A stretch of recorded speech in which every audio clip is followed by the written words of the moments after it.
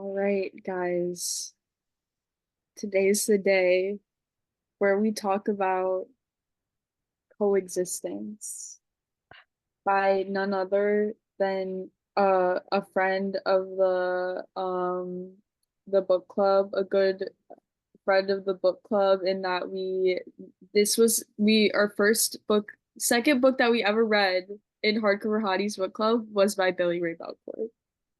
So, um for those of us who have read the book, um, the short story summer research is a little bit scary, and it discusses a potential haunting in a home. Um, and so to break the ice and get introduction started, we'll do name, pronouns, and then you'll answer, have you ever had an encounter with a ghost or a spirit? I can go first, and my name is Morgan. I use she, her pronouns, and I have had an encounter with a ghost or a spirit. Um, I think actually a couple of times, but the most recent one, um, is the house that I'm currently living in. It was like haunted for a little bit, I think. Yeah, there was a lot of really weird stuff that happened. Like it was just like there was no other it was the only reasonable explanation was like there has to be a spirit like in this house. It was it was spooky. You have to say what it was because it's so scary. Um like what happened? Yeah. We would like a couple of us like heard voices. We had like appliances like breaking a lot of the time, like for unexplained reasons. Like just like random numbers would come up, and then like we would call the landlord, and then somebody would come and they would be like, I have no idea what's wrong with this. We had like strain like a there was like dripping coming from like the door frame to the basement. Um Oh, there was the first incident was like I was sitting alone in the living room, and then we have a motion sensor trash can, and my two roommates had just gone to bed, and I heard the motion sensor trash can go off, and I literally peed. Like I was like might have just peed my pants. Like I've never been so scared in my life because who is in the kitchen right now? Um, and then we kind of just like there were like other things that happened that I had like a cross necklace that like fell from my um mirror like when I was just like sitting in my room one day. I had like a Mother Mary vase that was like cracking slowly. Yeah, there was like a lot happening, but then we were just like, okay, we're like I know you're probably upset with like experiencing a lot of emotions, like with us coming in here, you don't know us, but you should be mad at our landlord mostly, and we can just be friends. And also, like, we're not here to hurt you. And like, if you need anything from us, just like let us know. And then we never heard from the spirit again. Yeah, being in that was like, that's so true. So yeah, that's my story. I'm gonna popcorn it to Aaron. Cool. I'm Erin, she, her. Um, I I feel like I can't think of anything quite like that because I always like to blame things on my roommates or my cat, which is helpful. But my basement is probably haunted just because it was built whenever it was and it looks how it does, which is, like a creepy old basement. So there's probably something down there. Um, I will popcorn to D.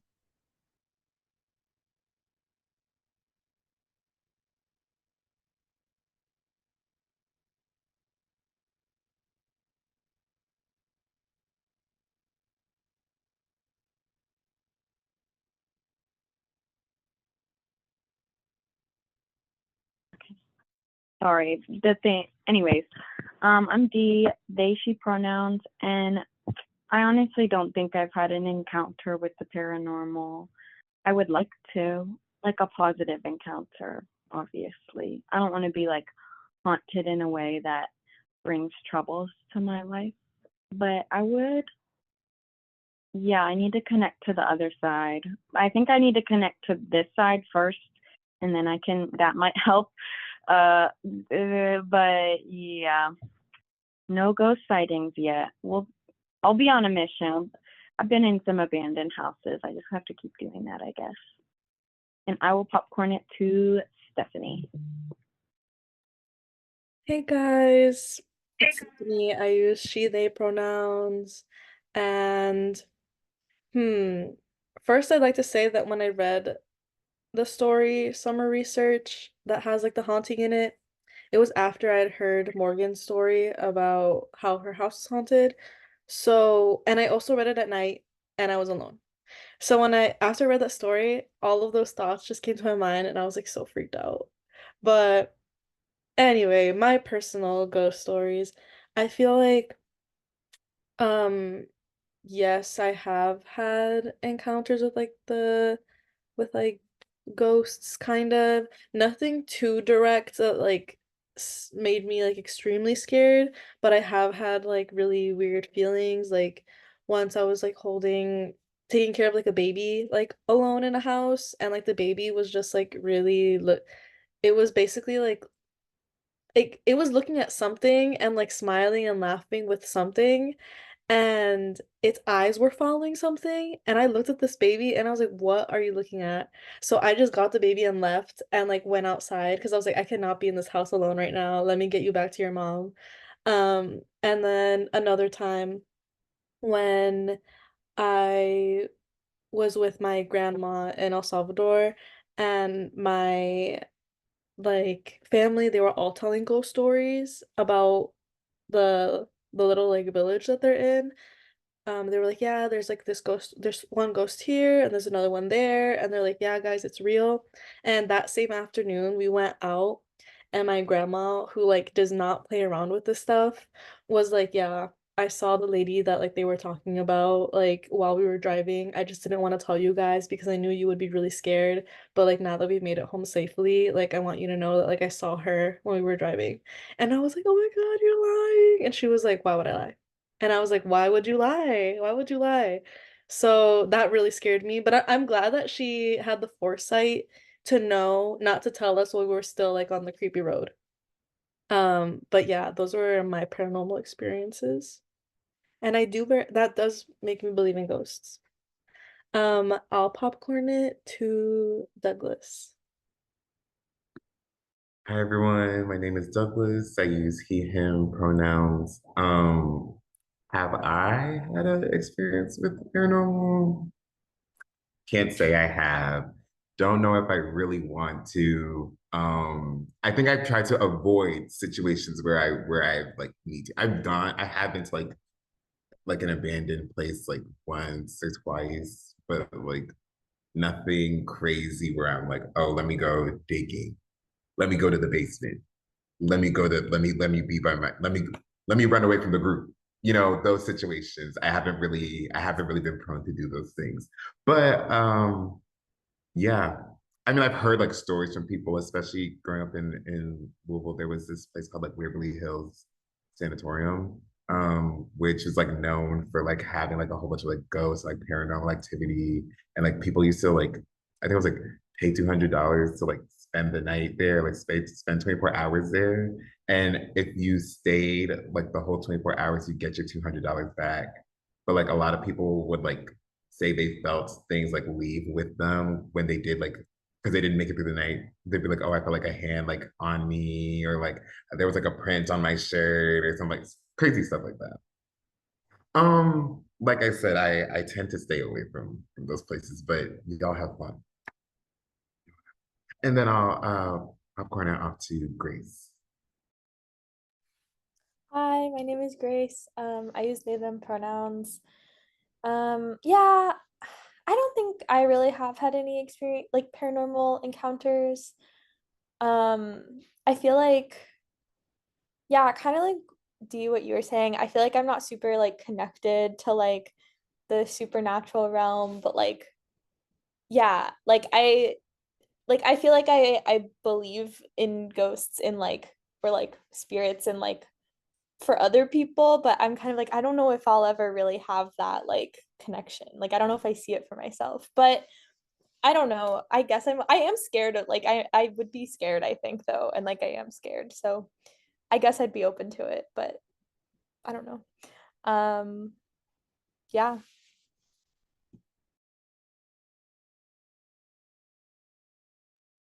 Thank you guys for sharing your stories. I feel like it definitely will connect um to a lot of what's discussed in Billy-Ray Belcourt's stories.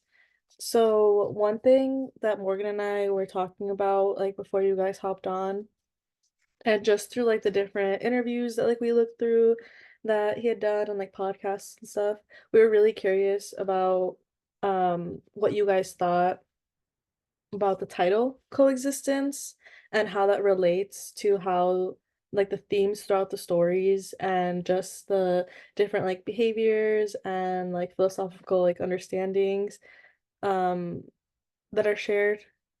So yeah, why do you guys think he like chose this title? Because there's definitely a lot of interesting characters that we come across.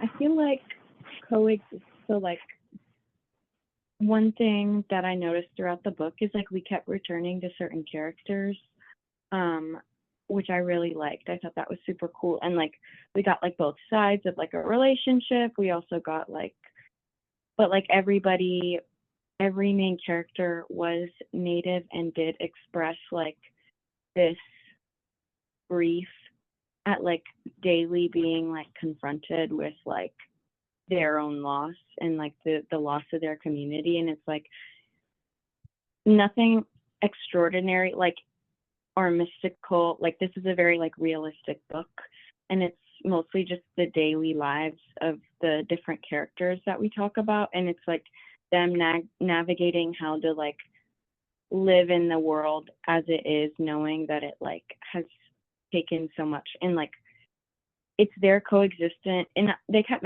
like the author kept mentioning in some of the stories like being stuck in the 20th century or being stuck in like or like the phantoms of the Catholic Church from the 19th century. And it's the way like the time is, and also mentioning a lot about like being a poet for the future. And I just think there's like a lot of like themes throughout the book that lend themselves to like pretty much just an exploration of how do these characters exist in this timeline, in this world, who that is like actively seeking to actively slash passively, because there's more active with the story, forget what it was titled, but the man who made it, who was just released from prison, and then and more passive with like I would say the like other like the more the interactions of like the writers and their like creative spaces and stuff.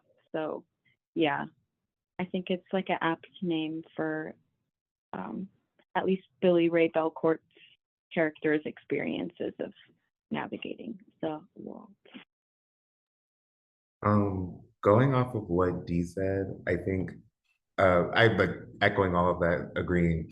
A lot of these stories, I think they like kind of refer to like colonialism a little bit, especially like in Canada, in that area. And I guess one of the impacts of colonialism, which I feel like we all know, is that like a lot of these like native indigenous people, like their stories were basically like erased or like they're not talked about at all. But even like there's like past stories with like short stories within the book and then also current stories. And I feel like they use probably maybe used like coexistence because it's like we're learning what the daily lives of these people are like with the impact of colonialism up until this day, and like that these people are still, here, and like we do like they like there are still like indigenous tribes and like people who still live on reserves like to this day, and like we don't know a lot about their stories, but it's like this was like a view into that, so it's like learning about a group of people that have always been like around, if that makes sense.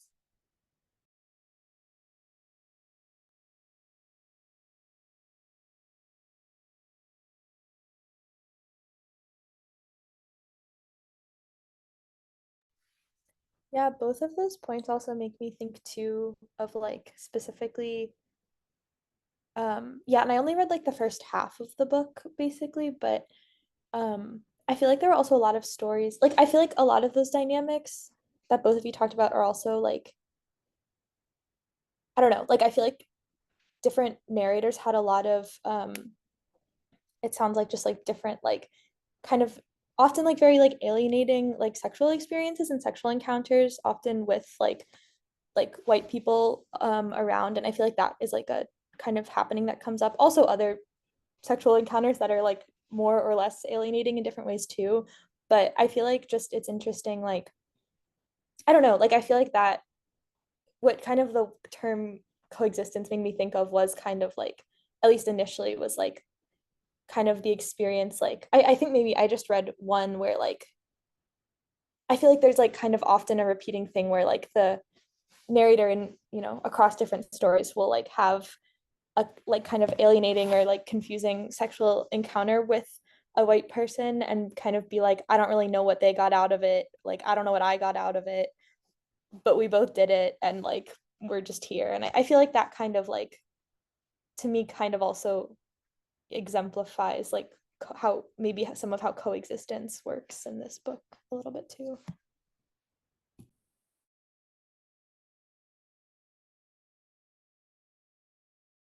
Yeah, thinking bring like all of those ideas in mind as well.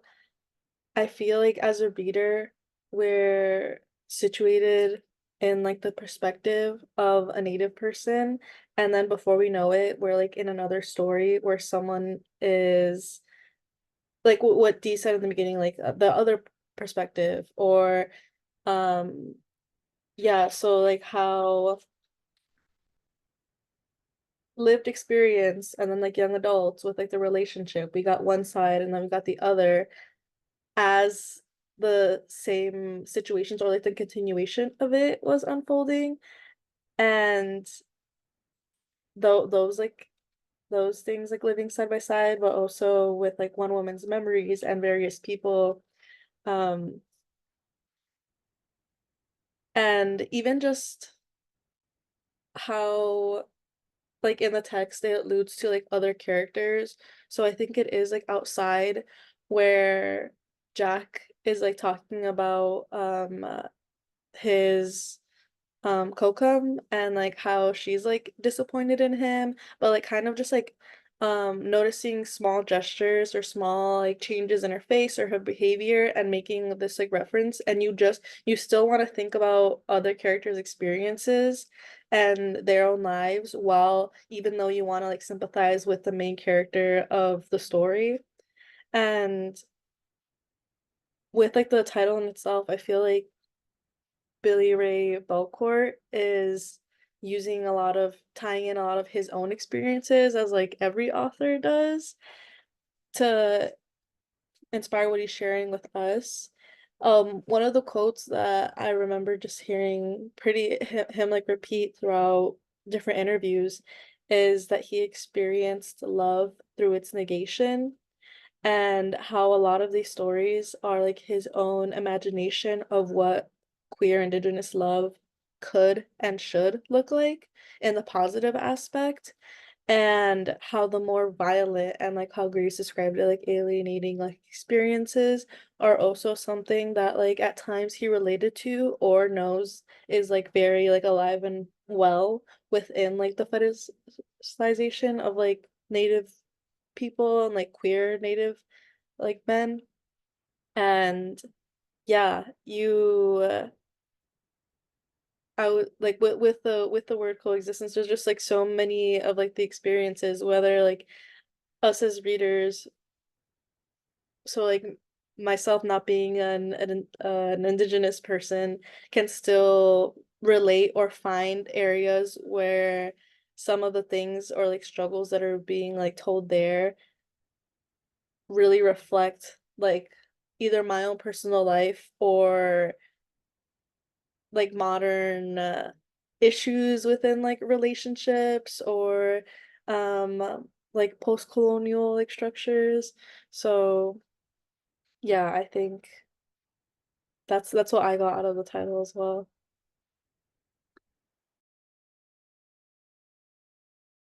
I also wanted to say that, like, with the title Coexistence, that kind of feels, because, I mean, outside of the stories where the narrator was straight and those stories were kind of like, there's like maybe one or two in the book where it was that way. You couldn't deviate the indigenous from the queer. Like, that was like, and it feels like, I specifically think within the queer community, like, coexistence is like such a like goal. Like, that feels like a very like liberal goal, is like, we can just like, and I feel like maybe that's a goal within other marginalized communities, but I don't want to speak for ones that I'm not a part of. But like, in how in the book, like, him always bringing up colonization and like the lifestyle on the res, like that complete, and like always noticing class elements, like that disrupts the like coexistence line that is like pushed so heavily, and usually that like burden of coexisting with people who like harm you is on the people being harmed, not the people doing the harming. Like, I always just think of that like bumper sticker that's like all the different religions that says coexist, and it's like, well, like, what is coexistence when this person like at their core doesn't fully see you as a human, or like is upholding and like will vote or do other like actions that like actually very much take away your rights and your ability to be a human. Like, that's not coexistence. Like, that's assuming that we're on the same playing field, and we're not. And like, there was just always a navigation in like Billy-Ray Belcourt's characters like experience of like not being on the same, again, it's that alienation, like they were not on the same playing field as the other characters that they were interacting with throughout the stories.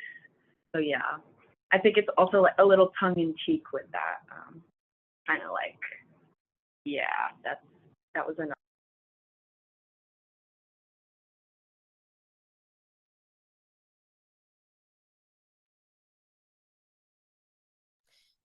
Something else that like that, or yeah, like a few points also kind of reminded me of too, that I don't know exactly how this fits in with all the different points, but like in the I'm looking at on page like 37 in poetry class, like there's a part where the narrator is talking about how like basically just like how like kind of like the history of like poetry writing in Canada, I guess, and the kind of like pastoral like writing like kind of required, like, I guess, yeah, I'm looking at like um the ability to aestheticize the pasture is presupposed by dispossession, by colonization. One could argue then that Indigenous life fell out of these poets' frames of ethical consideration.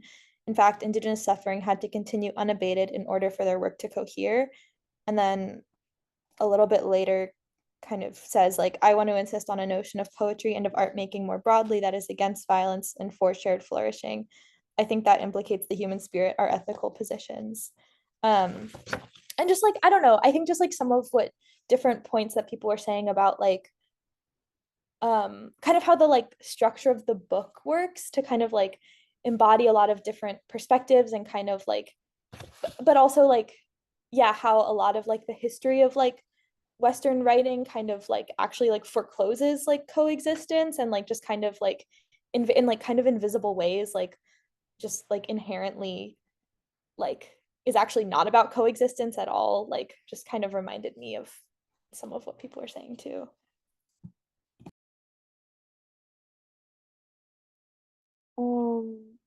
Yeah, I thought that chapter or story was such an interesting one to me because I just loved like the yeah, the all the theorizing about like what is poetry and what is like imagination and like how what service does it have and like especially in academia for indigenous communities and writers and like I think the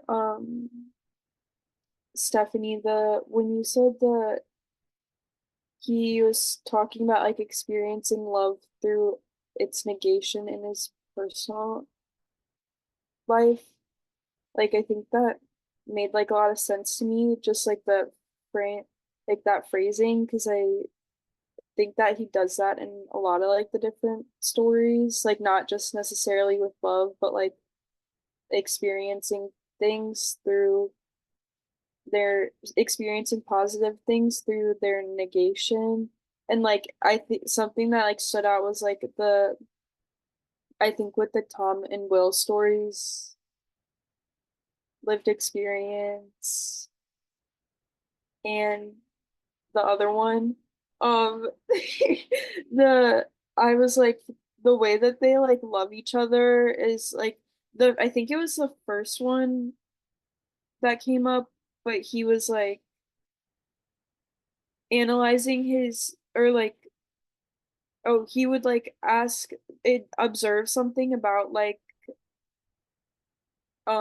I think that one was Tom was the narrator. So he was like admiring like how Will was a painter and like what painting meant and like how like he was like it's so beautiful like how he sees the world.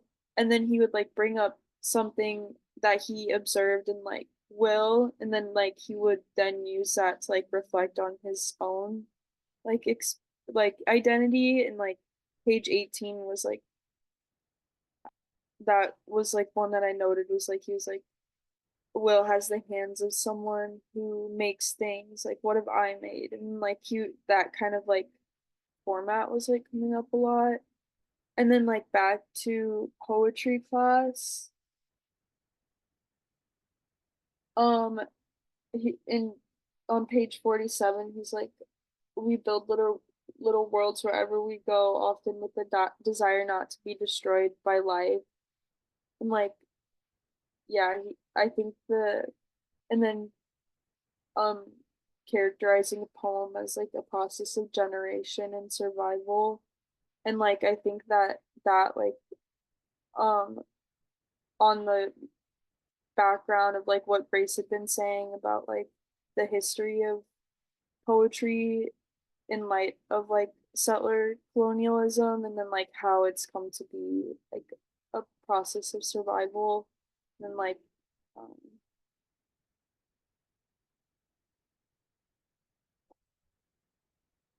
so basically those were just that's what I was thinking about. And I don't know how that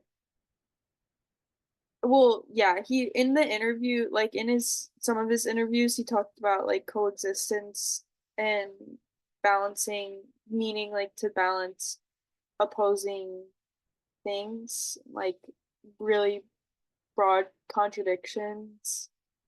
And I think that like as we're talking about this, it's like becoming more clear, yeah. Yeah, I that also like makes me it's like also in that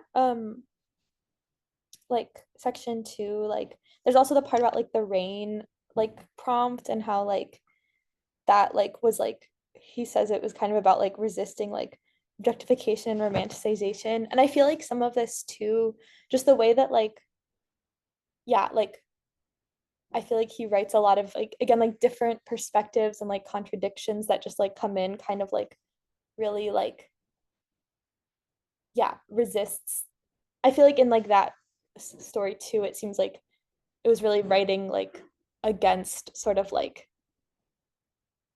I don't know maybe more like traditional Western like styles of writing that are very kind of like a clear defined like self or like character who's like and like I don't know. Whereas like these, I feel like there's just like so much like kind of like uncertainty and like people influencing each other or like I don't know, contradicting with one another too.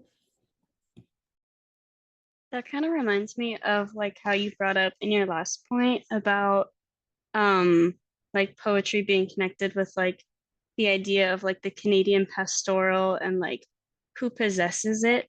And that reminded me of in lived experience. Um I forget who I forget who's narrating this section, but one of the lines was I want to love in a way that has geographical consequences. And I love that so much because I liked how a lot of the book was talking about like the differences like growing up on the reserve or not on the reserve. Like there was the one woman, I forget which one from, but her like in-laws were kind of like judging a bit that she didn't grow up on the reserve and like didn't feel like she understood them in that way, I guess. Um, I don't know what I'm trying to say, but um, just kind of like, I don't know, because also I feel like with kind of like suburbs and I don't know, even in the city where you're like so compact and so close, but like you still don't know your neighbors, so you're kind of coexisting, but in like a very isolated and anonymous sort of way. So I don't know. Yeah.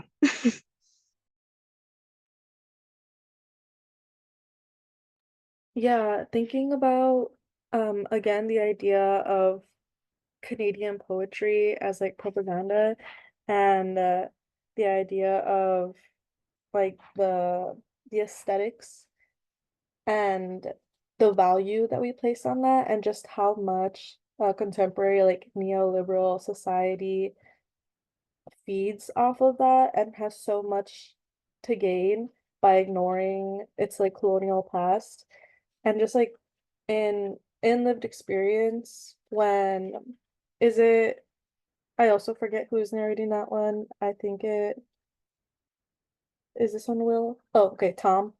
Um, where Tom says that I sit still until I'm tired of feeling like a ghost, and then I raise my hand. Respectfully, I'm curious if we'll discuss indigenous nations or colonialism at all. And he says this in like his classroom setting and is pretty much just ignored. Then later on, when he joins for um Will's like art exhibit, and they start off by doing like a land acknowledgement. How much more neoliberal can like a land acknowledgement in a room where Native people are present talking about like asking for kind of just a forgiveness, but not really, just kind of using it as an excuse to just something to incorporate for show, but not really implement into practice, especially in like a place of like an academic setting. And yeah, I thought that was really interesting because again, tying it back to like coexistence, there they are living and like searching for answers like in their present time and not only getting back like very like superficial um responses and the irony of Grant, like the person who Tom had like the like weird like sexual encounter with in the beginning of that story being present there. And I don't know if he's the one who does the land acknowledgement or like someone else who was just like um at the exhibit, but like all the same, I would say that it's still that whole like experience is like the same like containing force that makes it so unbearable for him at like a point of seeing like the confines that Indigenous people like still need to live in just to be seen as like productive members of society. And also moving on from that, still tying into like the idea of coexistence, just makes me think a lot of like memories because so many characters throughout the story are very nostalgic, where all these stories are taking place in the present, but we're brought constantly back to either someone's memories or our own memories as readers as we're like linking the stories of like lived experiences as young adults, or like one woman's memories and various people. And with nostalgia, just the idea of grief. There's so many I feel like so many of the stories could really connect to that. So I'll just let you guys take it from which one stands out to you the most. But how did you view the idea of like nostalgia and its relationship to grief, but also to like reaching for these characters like immediate like future? Off topic, but before we dive into that, when I was reading the book the whole time, I was like, okay, this book is recent, and I was like, wait, but then I kept reading, and I was like, oh, yeah, this is set in the past. It's set in the past, and I was reading one chapter, and then this person said, like, oh yeah, I was listening to "Break My Soul," and I said, what was it? Was this written yesterday, or was this written like 10 years ago? I couldn't, I was just like trying to make sure. I was like, wait, hold on, when was this book actually written? But then I remember that I was like, these are a lot of people like telling short stories or like recollecting like past memories, and then also people telling, present stories as well. Yeah, the Break My Soul just threw me off. I also was like, wait, when I was like, I feel like that just came out. It's like he must have literally hit publish like yesterday, because what do you mean listen to Break My Soul? Yeah. Yeah, it came out at the end of May, so it is pretty recent, but like still, when I read that, I was caught off guard because I was like, wait, I thought that was like so Yeah. yeah, that was yesterday. Yeah. But the question, just for clarity, the question was about how does nostalgia tie in with like grief? Um, I think was it the very last chapter where the Paul and then his like mom was sick with cancer, and like I guess it it was, I don't know. I guess they talked. I don't know if it was necessarily more about like there was like a lot of grief. I think I saw in a lot of these situations, but I think also he said something at the end where it was like, I think Paul's mom said something at the end where it was like, "Oh, I lived so long," or like something like that. Like I don't have necessarily regrets. Like when you get like with age, and I feel like a lot of the stories, yes, they may have like grieved something, but I don't think they necessarily regretted certain decisions that they made.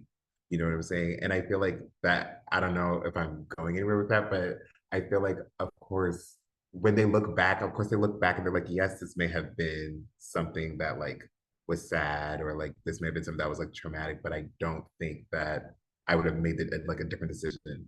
Same thing with like the guy who his literal girlfriend like had to go to the hospital, but he also had to make his, which is crazy, which is I remember being that, I was like, damn, this is like messed up. Like this is really messed up. Um, but I don't think I think in his mind, of course, he would wanted to have been there for his girlfriend, but I feel like he knew that if he had missed that court day, like that it's a wrap. It's a wrap. Like he's never seen it. He's never seen her. Wouldn't have even known she was probably pregnant, because they would have literally snatched him up right there and then. Um, but yeah, I feel like as I read the book, and I feel like I see that in a lot of like maybe marginalized communities, it's like, yes, there may be a lot of grief for certain things, but regrets for decisions, they never necessarily regret what they did. They would probably make the same decision over again if they were in that similar like scenario.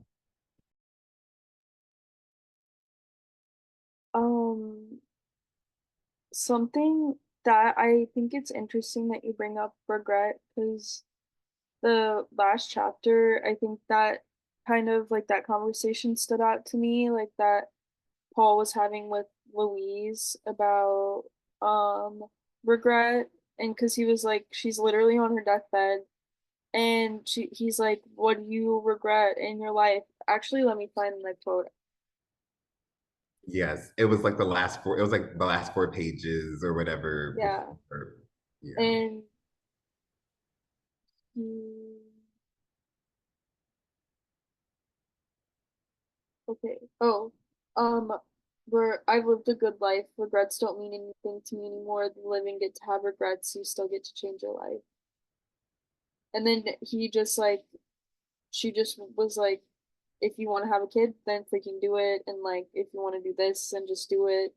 And then yeah. Because she And was because I think like the whole chapter, he's like kind of grappling with like loss, but he's like, and like, he's seeing his mom. She solved every problem in the last 5 minutes. That's so true. he basically said, if you want a burger, eat a burger. Eat a burger. If you want a Yeah. French fry. Because the whole chapter, he's kind of like, I wish I would have like spent more time with my mom, and like, I wish I would have like he's like, am I a bad husband, and like all this stuff. And like you kind of do see that like in the first chapter, which is like in like with Louise's point of view, because she's really like, she really is missing him, and she also is experiencing grief like immediately after losing her husband. And she's like, just like, oh, I wish my son, like maybe I'll get a hold of my son today. And so like you do feel sympathetic to like when I was reading his point of view, I was like, yeah, honestly, you should have called your mom, Paul. But I think like the way that she ended it was, I just thought that was really like, what a conversation to have with like somebody that like, but he probably, that was like everything that he needed to hear, like, and like saying goodbye to her, like that you have the chance to change your life right now, so do it.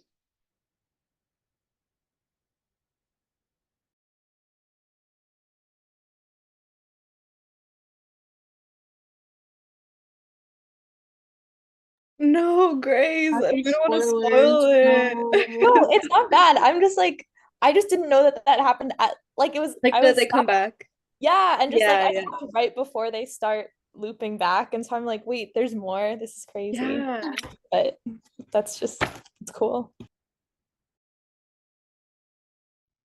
But I guess actually with that, like I with this question, I was looking at the first story, which I didn't realize was also the last story until you guys started like dropping the names. But yeah, I was also just looking at like in that one. I mean, it's interesting to hear that like it sounds like there's some like I guess like resolution that comes back. Because in that first one, and maybe this is like kind of coexisting with the last one too, but like in the first one, there's like kind of some different bits about like Paul's talking about existing in the city, and he says like, or he kind of thinks to himself like, existing in history's aftermath isn't ever so simple, but sometimes to change our circumstances of living, we have to pretend that's the case. We all have it in ourselves to be self-deceiving. And there's also a part where, yeah, in that section, Louise is like talking about how she like does have like a lot of regrets about like how she not like how she raised him, but she just wishes that she like had more kids and wasn't lonely. And like it's really like I don't know, excruciating to read as like a child of someone. Like I don't know. And like how she is like, yeah, I really wish that I like did things differently so that he was here. And like I don't know. I guess like just I what I guess and like kind of coming away from but then she ends that section with like sometimes to remember is enough and like after like talking to him on the phone and stuff. But I feel like just the like in that I feel like just the like yeah ability we have to like deceive ourselves of our regrets too and kind of like distance ourselves from them is like I guess there's like it yeah that is also like a really important and like a big part of living too. But yeah, it sounds like in the end maybe they figure things out. I don't know.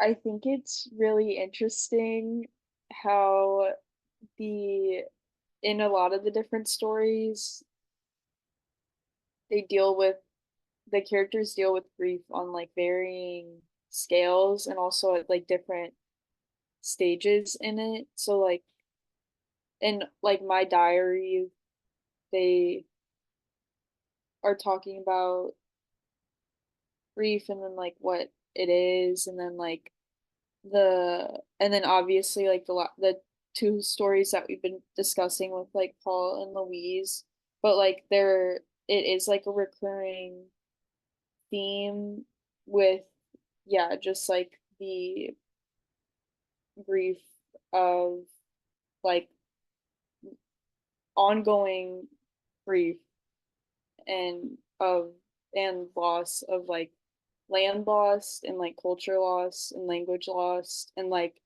we're seeing like the other side of that with like how the like yeah the pain that comes with that and I think yeah back to like the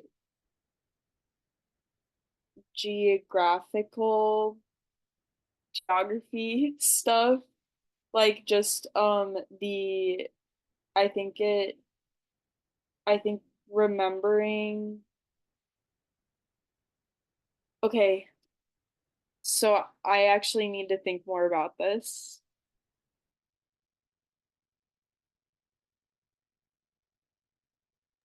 Um, I Grace, you made me think of an idea with like, um, again going back to like Louise and in the beginning, like her just talking about like her own regret. Yeah, because I would say that she definitely does like explicitly say that she regrets, especially the one with about like having more children. She's like, I maybe should have had like one more kid to see if like they would have probably paid more attention to me. But going back to our icebreaker question, it makes me think of the idea of loss, but also like spirits and like ghosts. So at the end when she says like regrets are for the living, she says that as at that moment, like her by her saying that she's still alive, but she's already naming her own self as like a deceased person and experience like her current view of herself is someone that's already passed. And going back to like um that one like quote that I said earlier in lived experience where Tom was saying I sat in that classroom listening to my professor talk about this theme that was very much related to like indigenous identity yet not naming indigenous people and he felt like a ghost. And going back to this very first this quote from lived experience, I mean, from one woman's memories, where she's talking about Paul, and she says, in the city, Paul found that he could begin in his mind and create different rules, comport himself however he wanted. Existing in history's aftermath, of course, isn't ever that simple, but sometimes to change our circumstances of living, we have to pretend that's the case.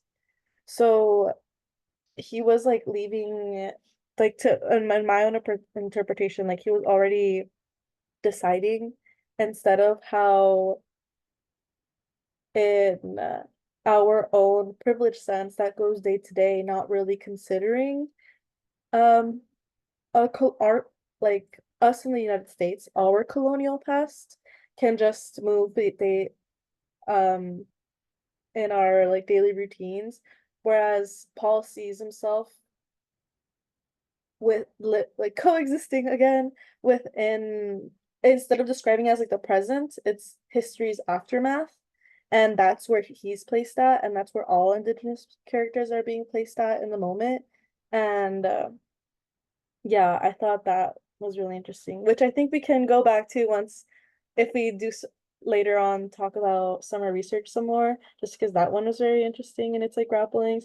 But there's a lot of mention a lot of the actual textbook history that's not what we get from these stories. We're getting these people's like lives, but that history lingers like a ghost almost for us as readers, because we get like very, there's a lot of allusions towards like colonial schools, and Louise like growing up in the colonial schools, and that's where she talks about, so she says, um, when she was talking about like the relationship that she had when she was a child, she says, we were still healing from the school, but we tried to live as though we were free all the same. And there's like other allusions to that and other histories. Like I forgot who mentioned this. I don't know if it was Aaron or someone else, about how Paul's wife, they were kind of like making her an outsider for having not like lived like in the res most of her life. And a lot of mention was just like the very like economical, like the economics behind it, and that Native people were being faced with whether they wanted to kind of just, yeah, also, yeah, what Morgan said, like the marriage part and like inheriting Native status and all the things that are very like political, that aren't explained, but leave us like questioning if we don't know about it, or just like immediately like relating to what we know to be true based off stuff we learned in the past about like Indigenous history. So yeah, I would say that for me, like a ghost in the story was just a lot of historical facts, like the random things I didn't know. So like, sorry, I'm gonna be talking for a while. Like just also the idea of, I feel like I've seen this before on calendars, but I've never gone out of my own way to learn this. But when I think Tom visits Will for Thanksgiving, I noticed they kept mentioning October, and I was like, October? Um, and just the idea of like how they do that, like the differences in Canada and how Canada relates to Indigenous history. I was like, okay, I know that Canada has um you can't really rate like the violence of it all, but just also like an extremely violent past that they're still grappling with, and like is um part of day-to-day life over there. But yeah.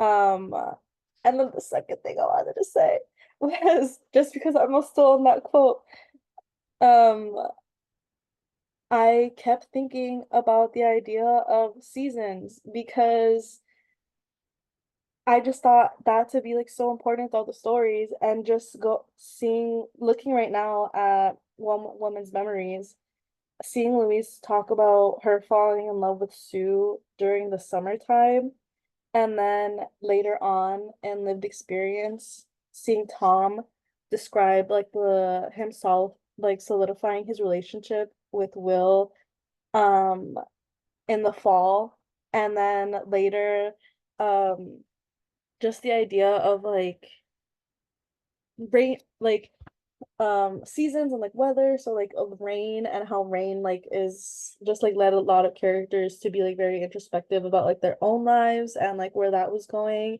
Then at the end with like the regrets, and Louise just talking about like winter, where like at the very last quote, which um uh, when she says, when um time doesn't so much as fill up the room, wait, time doesn't so much pass as fill up the room like snow. All these allusions to weather and things that take place outdoors, and just how much that helps these Indigenous characters really contextualize their own lived experiences, was something that just like kept, yeah, you guys know what I mean. Yeah, yeah, Grace. When Louise says that understanding her grief, like being in an inner winter, like all of those things just are very, it feels very intentional with what Billy-Ray Belcourt was doing when trying to get us to see how an Indigenous person living today has to put in so much work just to understand their like current experiences and understanding their existence and like history's aftermath. Like, yeah. Um, no ending point, but just needed to shoot those ideas out there, see if that sparks anything for you guys.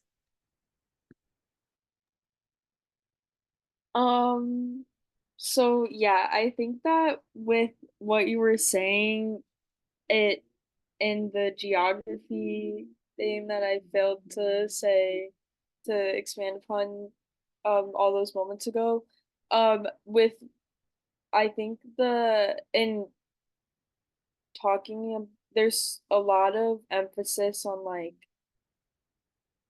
space and time and like situating things of like suffering in like a timeline and like of historical event, but it's becomes like and then that becomes physical in talking about like poetry and like building worlds and like geographical like understandings of geography that are bound by and determined by colonialism. And so like the grief memory part that's like more over and more feeling like the in like the first chapter like he brings it into the physical realm like through his writing and talking about like houses and like how like a house can hold memory and like how places hold memories and how photos like hold past and then like the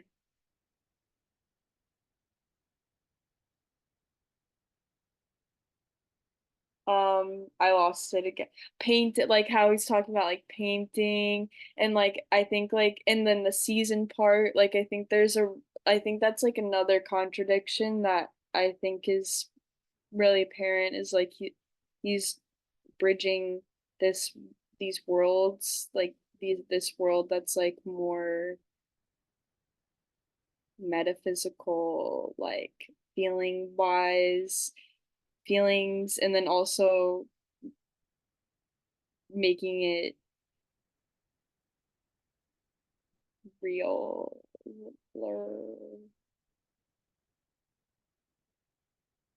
Does that make sense? It also, I don't know if this is exactly, I feel like I'm just also thinking about, I don't know if this connects, but I feel like I that does make sense to me, and I feel like it's just I was just thinking about too with like yeah the seasons coming back up a lot, and also like other like I feel like just throughout all the stories, and this is more I guess about his like overall writing style, but I feel like there is like I feel like he has like the stories all like go to get like together really well to me. Like they don't feel super like I feel like I read some short story collections and they're really like different and like different styles. And I feel like he has a really just like like very like specific like writing style and voice and like also a lot of like yeah like repetition of like even like lines I feel like almost like across different stories and like yeah and like concepts and I guess just that I feel like I was also, and I haven't read any of his other work, but I know he's also a poet and writes essays, right? Like, and so, and I like, I guess I was just thinking, just like what you were just saying, and the point before, like, just also reminded me. I feel like in the one about the poetry professor, like, where there was so much like explicit theorizing about poetry, I feel like I kind of that felt to me almost like I got like some insight into kind of the larger like thing of the book and just what you were just saying reminded me too of how like I feel like in that story specifically the narrator was just talking a lot about like wanting to like embody certain concepts or kind of make physical certain like he like I just like the character was very like in his head and had like very like strong like theoretical understandings of things and then was like I feel like really trying and struggling to like make it real, and like I think he said like I'm trying to like embody certain things. And I feel like Morgan, the point, yeah, you're kind of maybe just saying of like finding, like I feel like in at least in the stories I read, it's like a lot of these characters who are maybe kind of struggling to, yeah, like to do that grounding, and then kind of finding it in like, yeah, like art or in photographs or just kind of like small moments where like it does kind of become embodied, but like they're usually, yeah, but it's kind of fleeting. I don't know. That's just, yeah, that's what I'm thinking about.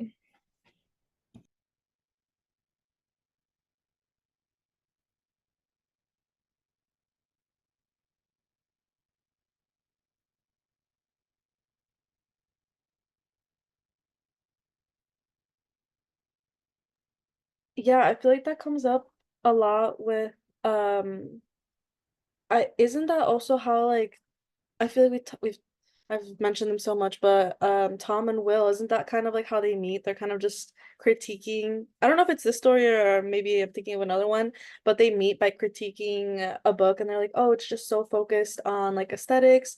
And there is so again with what we were talking about before about um Canadian poetry just being so focused on like the pastoral, and there was like another story. I don't know if it was a literary festival or maybe it was, I can't think of it like off the top of my head, but he kind of goes off a bit where he's reading a book and he's like, this is a very like beautiful book, but the only people who are really allowed to write a book for just for it to be like experimental and like aesthetically pleasing and beautiful are white authors, and like for books to have like no grounding whatsoever. And yeah, there's just so much critique throughout. Grace, with like what you were saying, I appreciate how in other books or movies or any type of media I watch, sometimes it can take me out of the picture, or like my own, it can make me feel like I'm being like babied or like walked through if the like creator is kind of just explaining things to me. But he does that with like so much skill, and there is just a lot of repetition. I agree that there's a lot of like lines that are repeated, and his use of like having actual professors there explain things in the way a professor would, when we know that like he himself is a professor and is such like a recognized scholar. So we get a glimpse. We want to like imagine that he's speaking directly like to us, like his own experience, even though we know that this like framing exists like from like a fictional character. But I really appreciated that because it made me think, and I didn't feel bored by any of the repetition. I felt like it was being like solidified in my brain and put in another context to where I was like able to take it with me and like learn and look for it in other stories.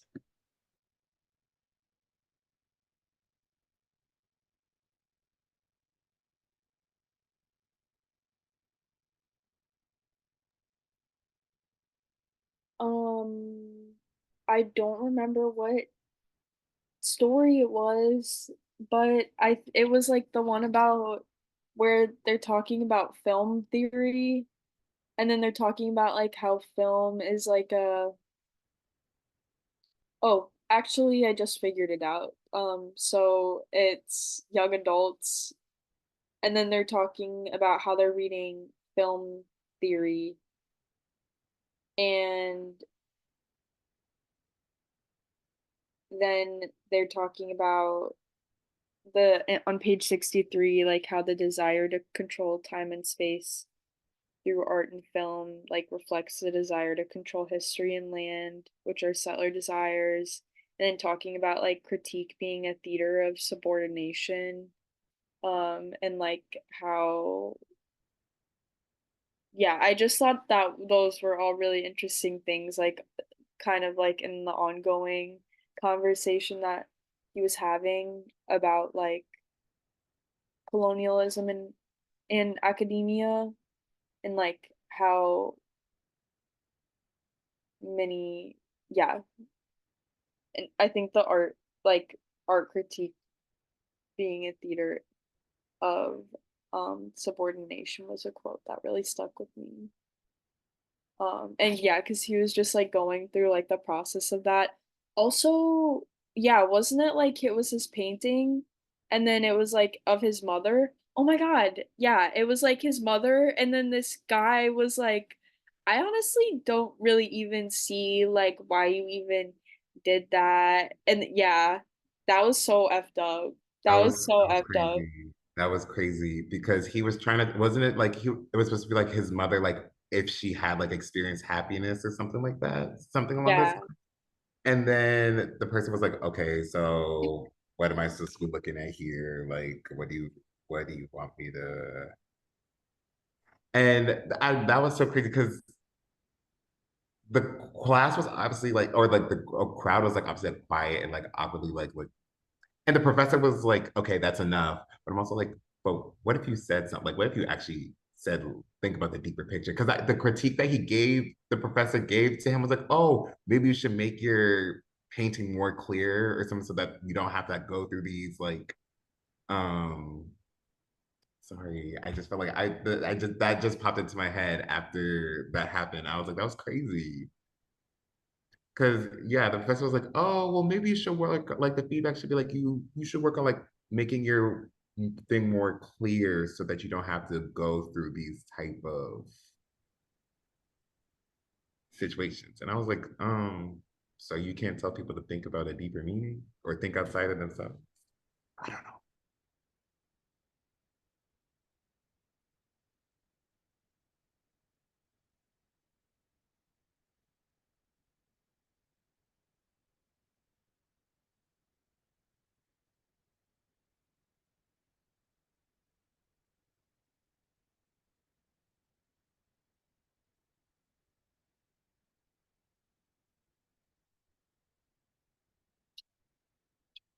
Yeah, he's like uh talking about like critique just demonstrates some like is just the ability to like demonstrate one's aesthetic superiority and like the pleasure of spotting someone else's errors. I'm trying to find like the actual conversation. So oh, I don't s- there's no its meaning is all on the surface, there's no depth. And then um yeah.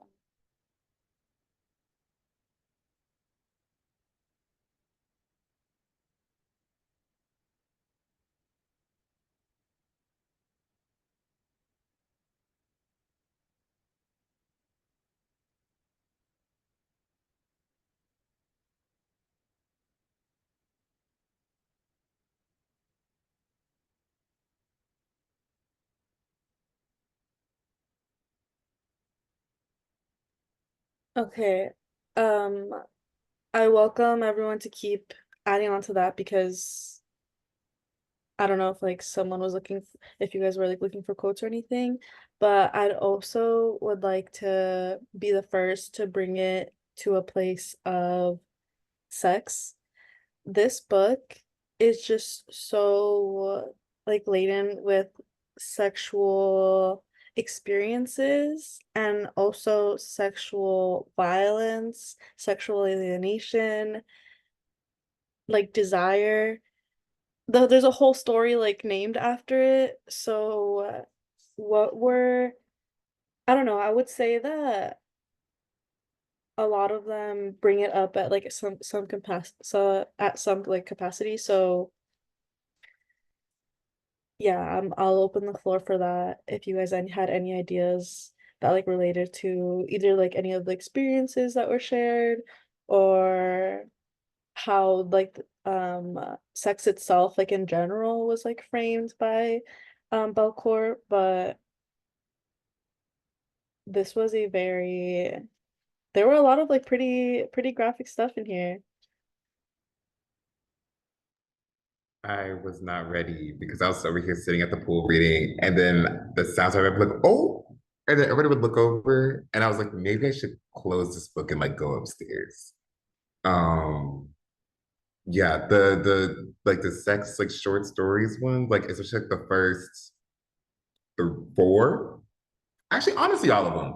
Honestly, all of them. But the first one where the guy was like, "Oh, it was like 1980, and I ran into this man." Like we glanced at each other. The next thing you know, he was like pushing my head into the wall, and then like I wanted to experience seeing like seeing that yellow wall again, or like being yeah. That was a lot, and also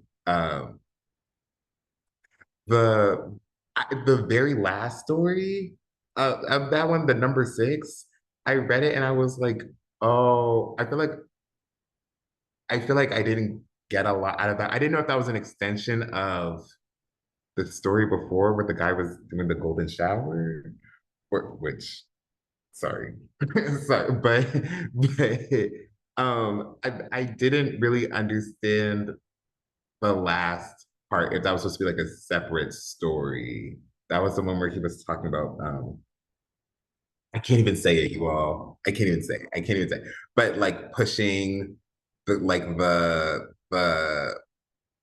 have you all seen it yet? Because it's talking about like where he's like pushing the condom like out of the butt. Yeah. I didn't know if that was supposed to be from When the man pulled the condom out of his butt, I looked away. It reminded me too much of a hook being pried from a fish's mouth. I am on my work Zoom. I'm playing. Is JP Morgan listening? Who knows? Who knows? Who knows? You should dial them in. Can you call Um, them? Oh my God. Douglas, it, actually surprised they're it's on the call right now. but it's Sunday. But they don't. They're not. They're not at their own book clubs. Um, um, but yeah, that was. I think the violence part really like struck me. I was a whoa, and I think also the first story kind of reminded me of what could have happened in the other story where he saw this guy on the app and like went to meet up with him, and there was another native boy there, and like turns out he was like it was like a really like weird and abusive situation. Um, yeah, it felt like a lot of the encounters seemed to be very like violent driven, which was very like yeah.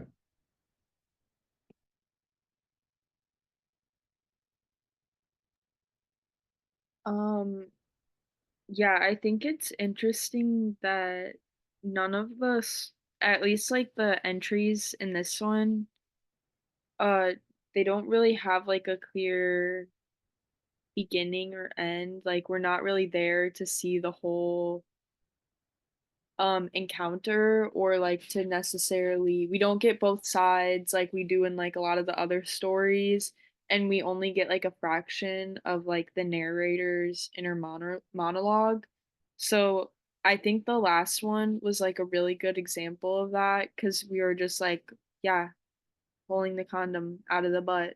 And but what happened before that, like who knows? And then the next line was like literally the only thing that I noted in this chapter, which was like, remember, a man is a fable that doesn't necessarily convey a moral, which I think is like kind of the wrapping up. Like, I think this story, like the whole chapter, because yeah, it doesn't, yeah, they're fables, but do they have, what do we learn from it, or like what do we're not really, there's not like a clear cut like ethical like stance that we're getting about like what does violence mean, like in this was not an Aesop fable. No, it wasn't. And like Stephanie was mentioning like before this, like the concept of like self-harm and like queer sex, and also like,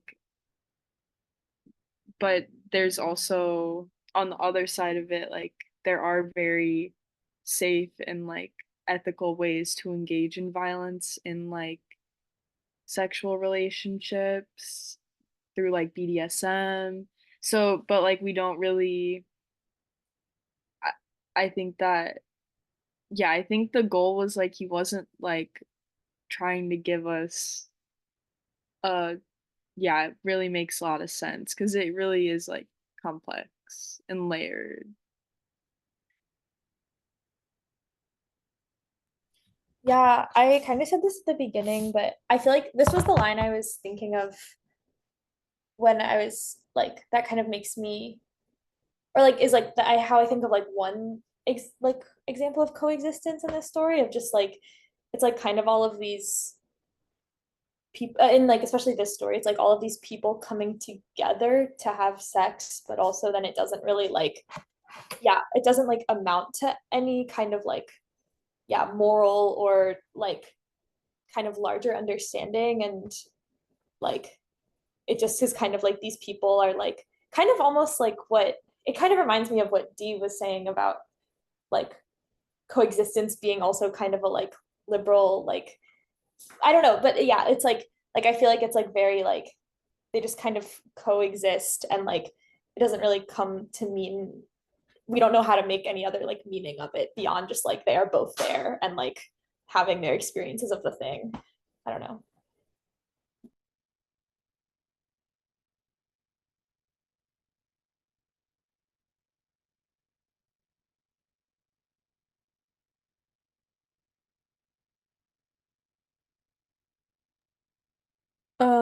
I'd say that this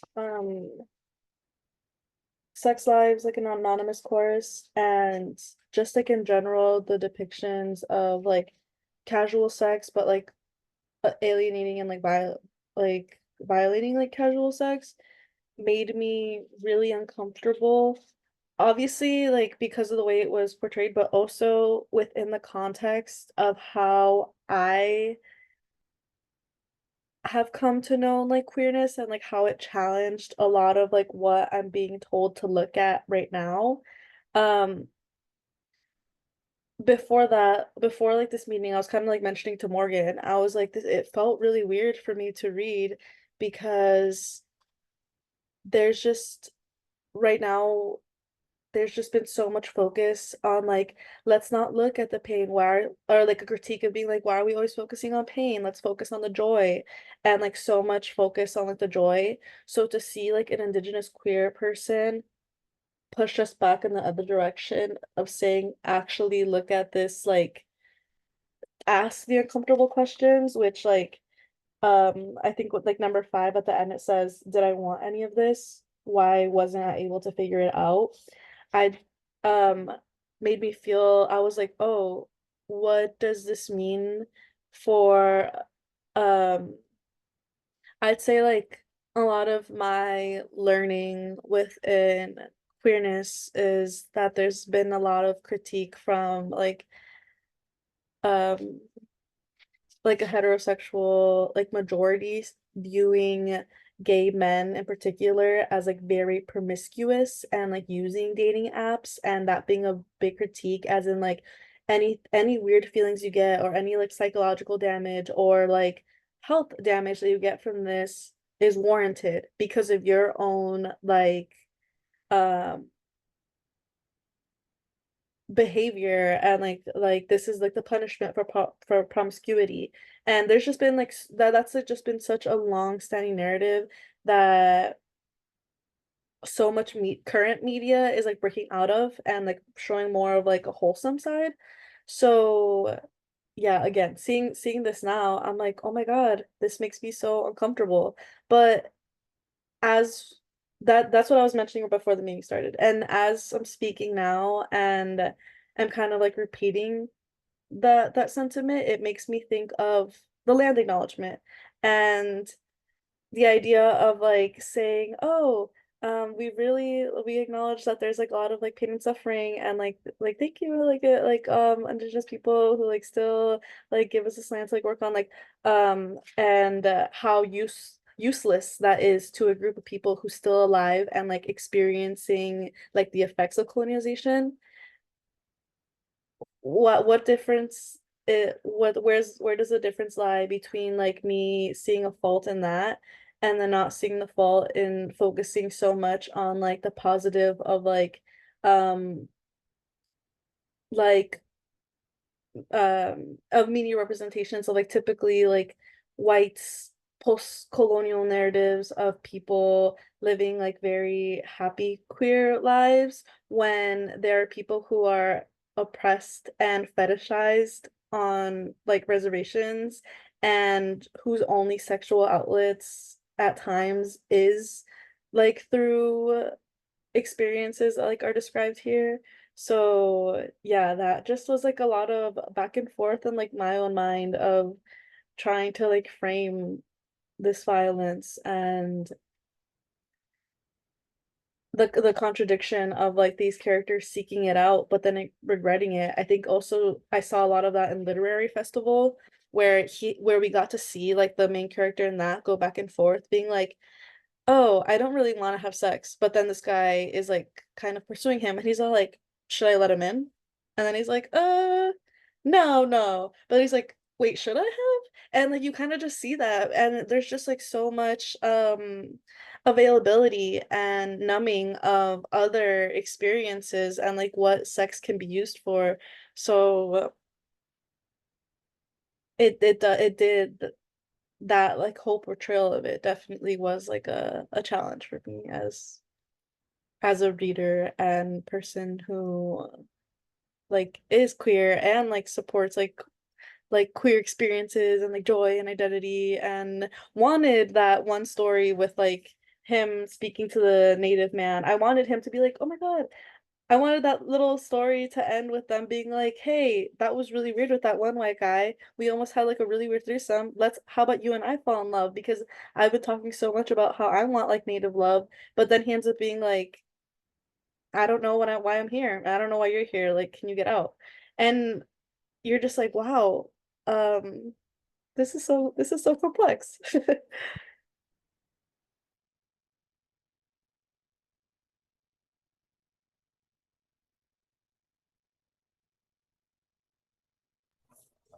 Yeah, that also just that reminded me of lived experience on page 31.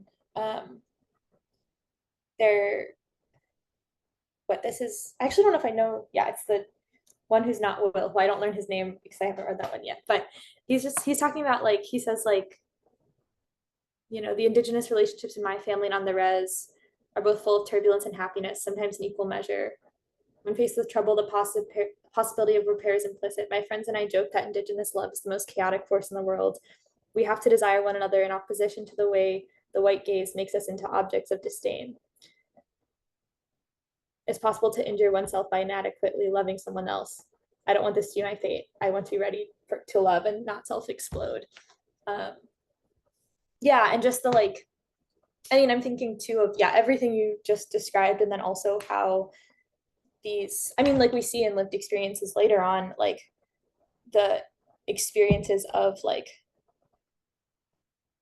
that people have with whiteness also really then impact their relationships with each other as well, and like with like Will and the white guy, the art professor, like that like does like provide that like gives is like a rift in their relationship for a moment a little bit, and like just like yeah, just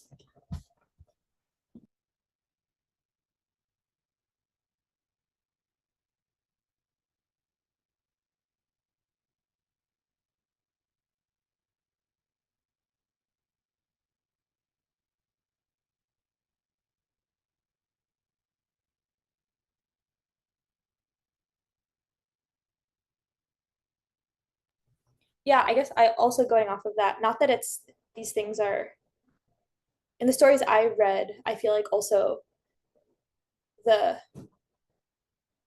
I don't know if this is like even a really like necessary lens, but I guess I just hadn't thought about like in that story, I feel like a lot of the emphasis is on the way that like coloniality gets in like really severs people and inhibits like love and connection. And at least in the ones I read, like not a ton on how like queer desire does, and like obviously those things are really connected, but I feel like yeah, in a lot more like perhaps mainstream white queer narratives, I feel like that is like the emphasis and the like inhibitor. And like I feel like in this, as much as I read it, like yeah, and again, it's not neither or like at all, but um like I'm just thinking about in that story specifically, like the family was like, oh, like we were gonna love whoever he brings home no matter what. And like and that's still, yeah, still just like finding like especially like queer love, but like under colonial conditions is still like really tough.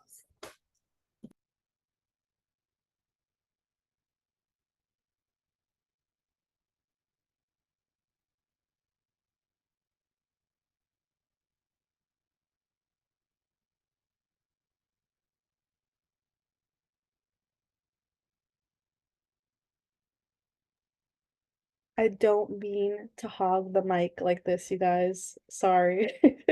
But um I also think of positive experiences of like sexual relationships, and which makes me think of outside and Jack. I forgot what the name of his like partner was.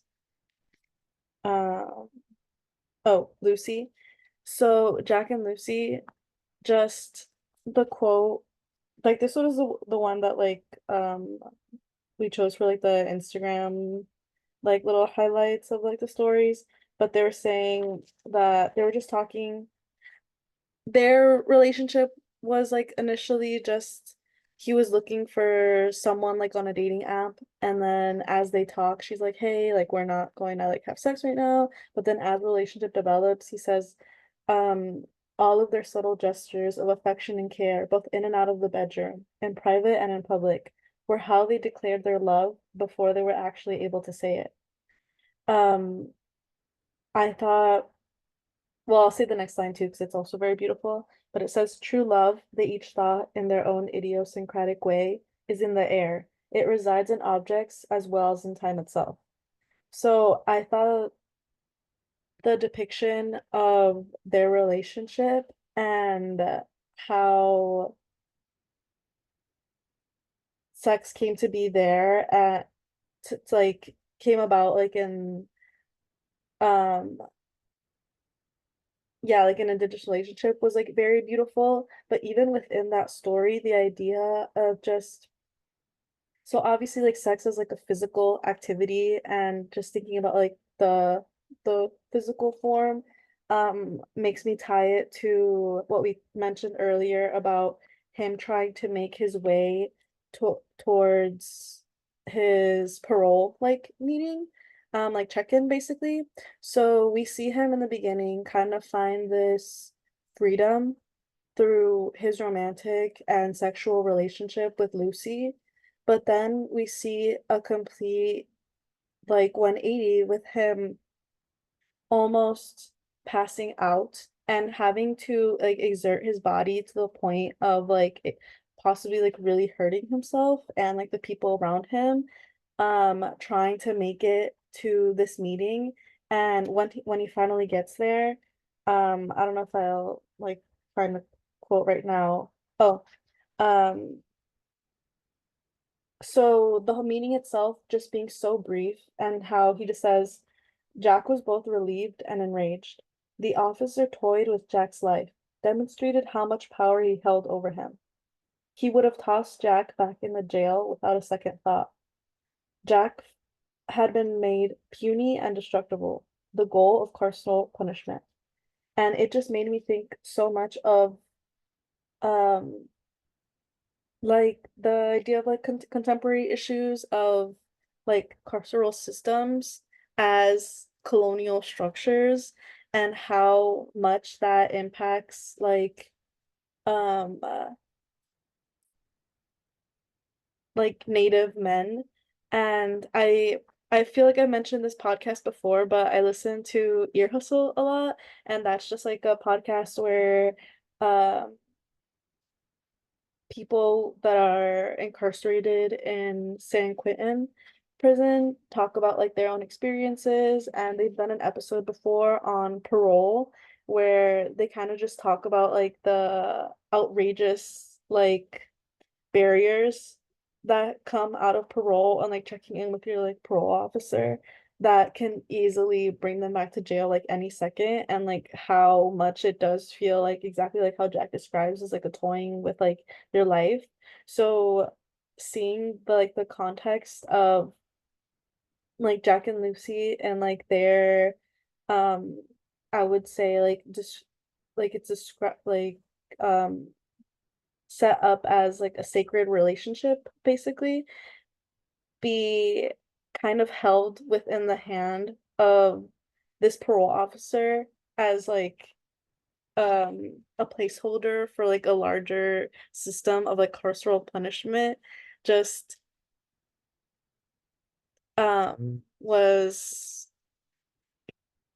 was super like spoke volumes to like the idea of like who has power over like bodies and like who gets to decide like where they go or what like what in the context of like sex like what is like deemed like desirable and yeah.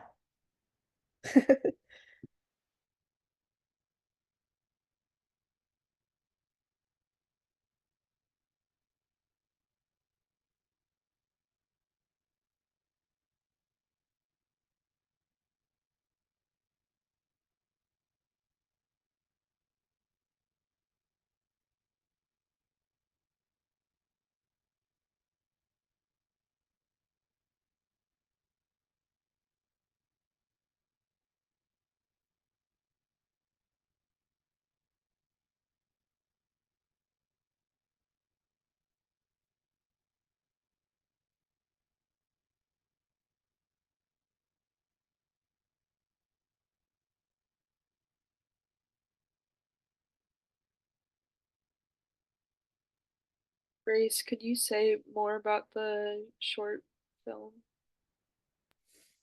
Yeah, yeah, I don't know if it like super closely connects, but it's it's like so it's the writer Jean Genet's only film. And it's just like these two, I'm trying to look up the actual context, but like it's like set in a prison, and it's these two prisoners in like adjoining cells, and just like they kind of have this like um yeah, two men, and like they have a like they like yeah, kind like have like a kind of find ways to have like a erotic relationship, and then also like the like there's like a patrolling officer too who like also kind of like is relevant as well, and just kind of like what you're just like kind of I feel like it was like a very clear um depiction of like kind of like carcerality, and like also like queer like intimacy, like interacting, and different like the desires of like the men involved, and also the like the cop like watching also were just kind of all laid out, and yeah, I don't know, that it just kind of like yeah, and just like the way that like yeah, they're able to like what intimacy looks like in those conditions, and also the very like physical structures that also like get in the way of it, and how like it both like is able to exist and also is really like devastating. um but I yeah, again, I didn't read that story, so I don't know how closely it connects, but and there is also something with yeah, coloniality that I don't think I fully know the context. It's a French film, but I feel like that is also very much there too. um yeah.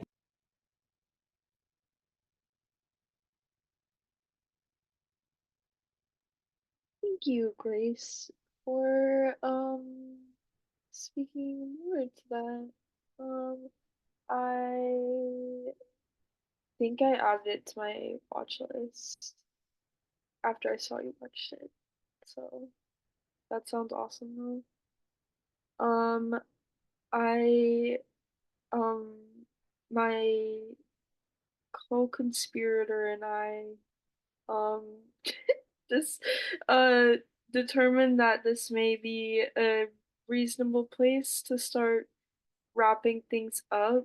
So any last like anything that anybody's been sitting on that they'd like to get off their chest, or um last minute recs, um next reads.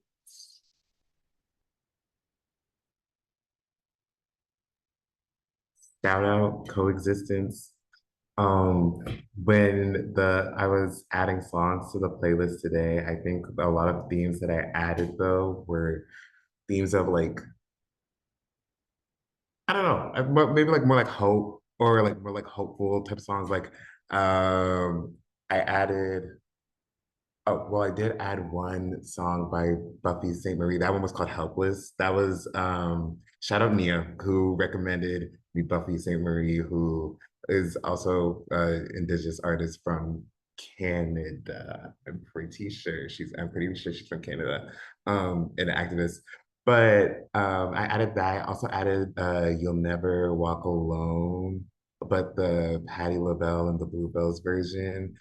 Just because I feel like out of all the versions, that's the one that I really like the most. But I feel like themes of like hope or like wishing for like better, whatever that better is for anybody. Like that was something that I thought of when I was like reading this book. And also at the end when Louis said, when I get to heaven, like this is hopefully heaven is real. Hopefully it looks like this. Hopefully I like have those, like I kind of get what I want out of that. So yeah, that's what I was thinking when I was adding songs to the playlist. I also added a couple other ones, but yeah, what was everyone else thinking when they added songs to the list, if they did? I wrote down in the back like just a few like pieces of media that it reminded me of. And the first one was I had just watched like the Elton John Rocket Man movie like a few months ago.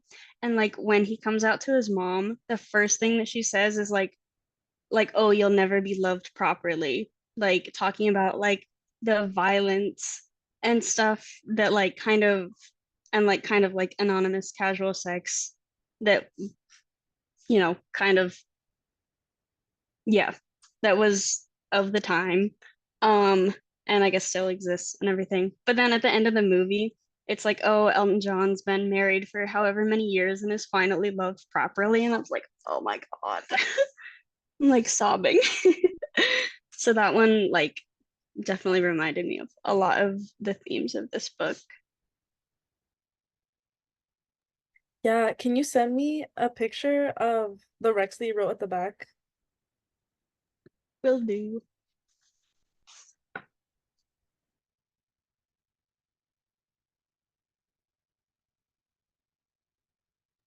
I added a couple songs, and the one that kept it was one of the first songs I added that just kept coming up in my head, especially because of the first story, but again, more with other characters, was Eleanor Rigby. Like I know that's such a like a clear song of like loneliness, but it did make me think of just I feel like that song is very much like describing different people existing within like the same space, but all feeling like very isolated. Um,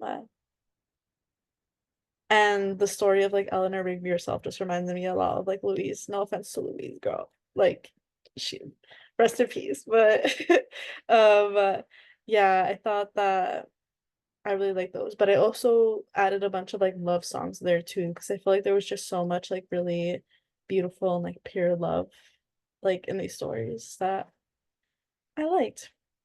Lauren, I really liked the songs you added. The one No One in the World. I thought that one I kept coming up in my head as I was reading when I listened to it because I was like, oh, that just really describes a lot of these stories.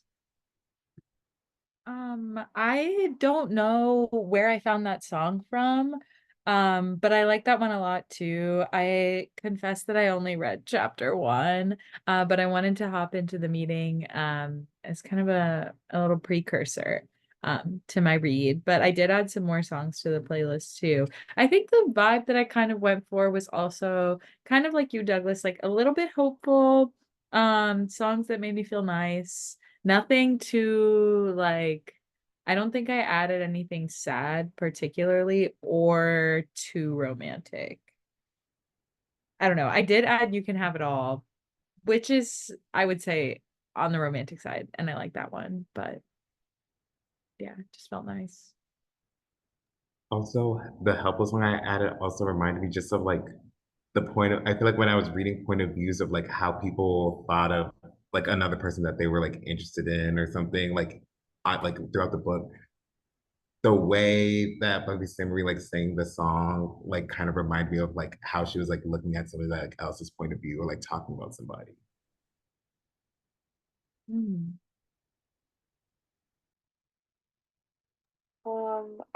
I only added like a couple songs, but I will make note of one really good one because I've been in a Madonna phase recently. Yeah, I've been really loving Madonna, particularly her 90s stuff has been just really hitting the spot. Bedtime Story. I was listening to this as I was reading poetry class, and then like I the narrator was like talking about like the weight of language and like I felt myself giving up on language. I sentences were boulders I didn't want to carry. I wanted to throw my sentences into the ocean. And in Madonna in the song, she's like, "Today is the last day that I'm using words. They've gone out, lost their meaning, they don't function anymore. Let's get unconscious, honey. Like let's go to bed and start dreaming." And then she's like, travel they're traveling, leaving logic and reason. And yeah, I was like, okay, maybe was Billy-Ray listening to this song when he was writing? That's right. I should listen to it.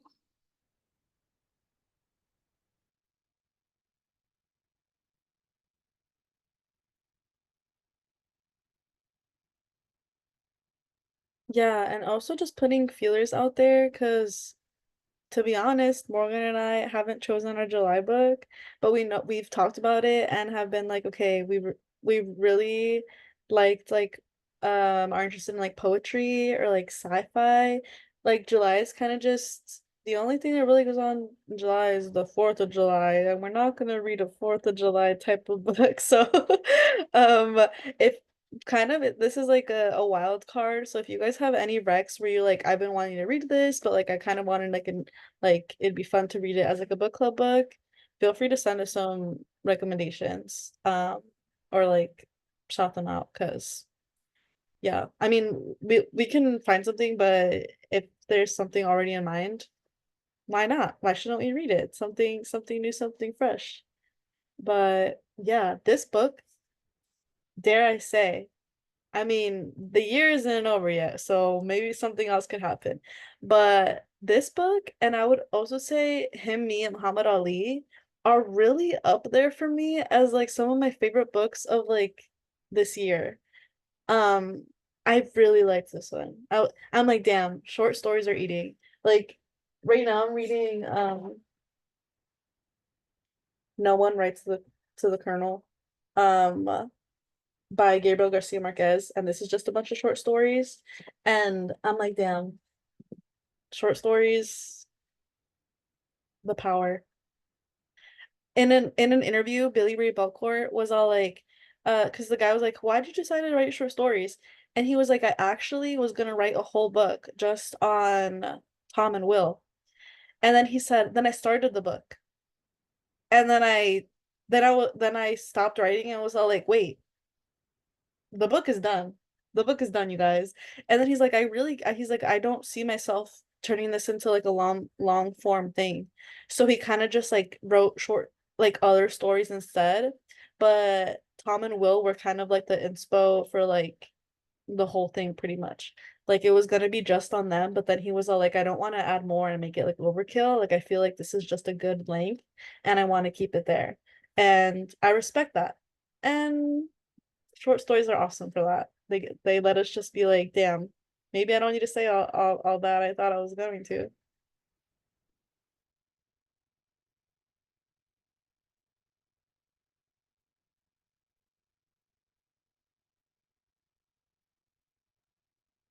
And with that, we thank you for a beautiful meeting today, an awesome Sunday, a great month, and we hope to see you guys soon. And hope you have a good night. If you think of anything or missed any points, just hit us up and we'll shout it out for you. Thank you guys for coming. All your ideas were really awesome. Feeling Thank you. inspired. Thank you for being here on your Sunday night. Thank you all. Bye. Thank you, everyone. Bye. Sleep well.